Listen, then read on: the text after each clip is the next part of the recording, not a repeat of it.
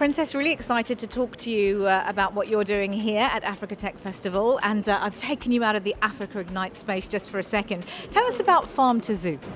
Well, Farmz2U is a Nigerian supply chain company, and we are particular about creating visibility in agriculture from the processor down to farmer level.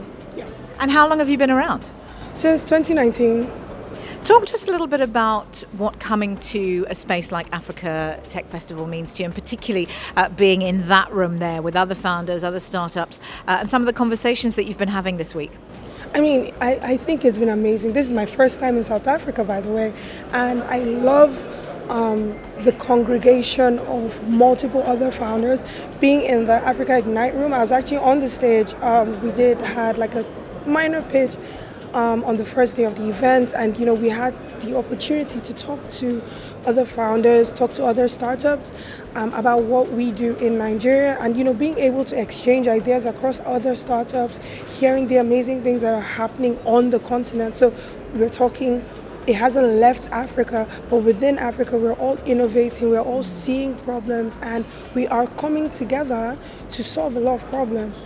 And I mean, across the audience, ranging from other founders to investors to different governments that are looking to innovate in their own countries. I think the conversations have been so enlightening, so hopeful, and I wish it's something that I could share with a lot of other Africans, because a lot of people believe or are scared that what is happening in Africa, but there is hope, because what we're seeing is that a lot of people are seeing these problems and they're not just folding their hands. They're like, we have a solution to this, we have help.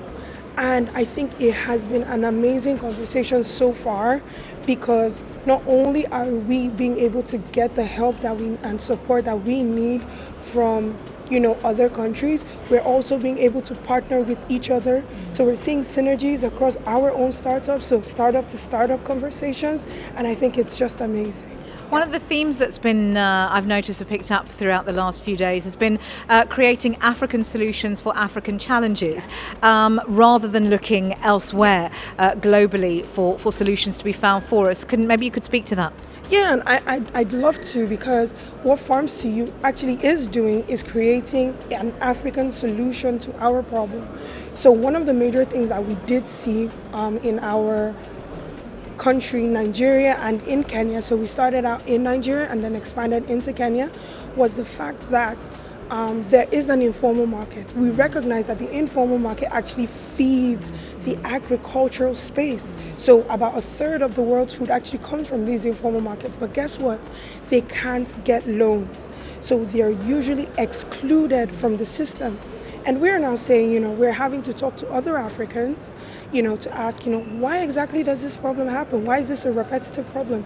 And then we find that it is an informal market problem that doesn't exist outside Africa. So external solutions can't actually solve that problem.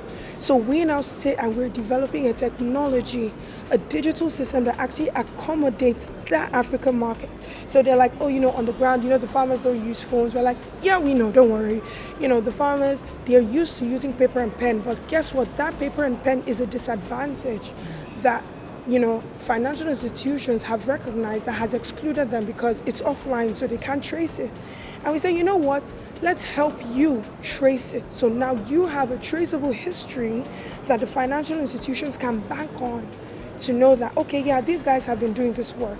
So it's no longer, I'm just telling you, I've been in operation since 2019 and I don't have anywhere. We're like, we have a solution that can show the financial institution, that can show a processor that, you've been in operation, and all the things that happen on ground in between the processor and the farmer, because in other countries it's just straight, you just harvest it from the farm and then you take it to the processor.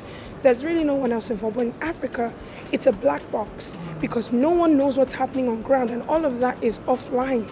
It's informal, and we've taken that and digitized it.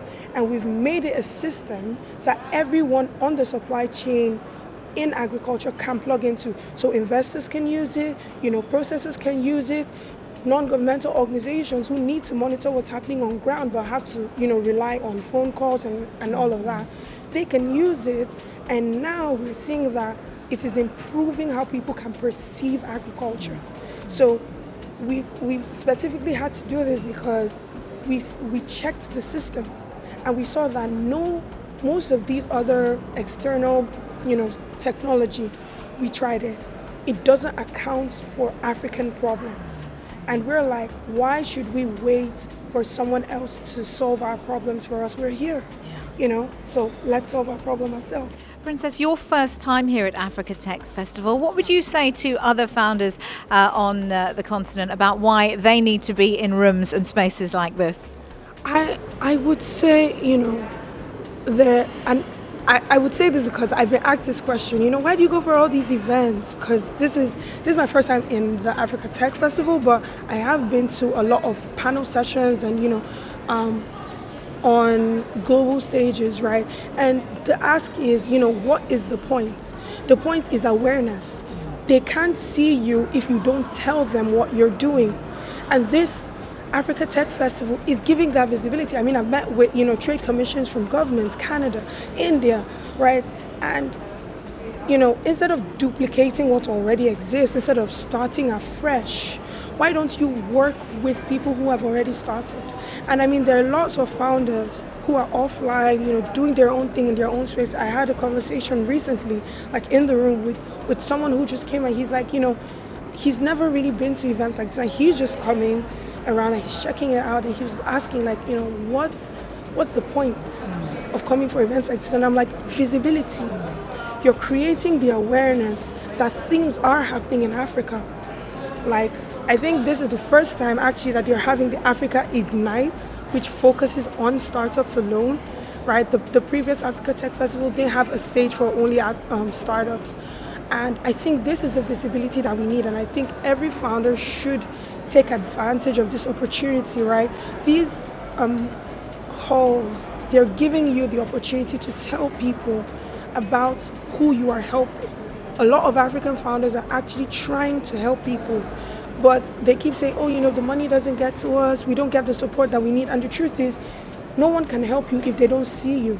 So be present, come here, walk around. I mean, even if you don't want to get a booth, get the opportunity to step into the space, hear what other, founders are doing, look for synergies, look for partnerships, look to expand. We are all working towards the same goal. And interestingly, I mean, the more I talk to people, we're all trying to do the same thing. We're trying to empower Africa, but we can't do it alone. Don't think, as a founder, you're solving a problem and it's alien to you and you want to be in your space. Look for synergies. Look for other people who can help you.